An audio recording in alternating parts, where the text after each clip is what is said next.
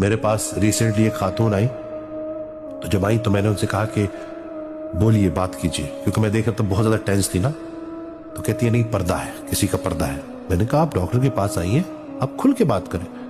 اور پھر جب اس نے کھل کے بات کی نا، اور 20-25 منٹ بعد تقریباً جب وہ اٹھی تو ایسے لگ رہا تھا کہ جیسے اس نے اپنے اوپر سے ایک پہاڑ اتار دیا.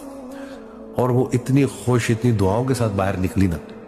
میں نے کیا کیا؟ میں نے صرف سنا، لیکن آخر میں نے صرف یہی بولا کہ اللہ کی رضا کے لیے معاف کر دو.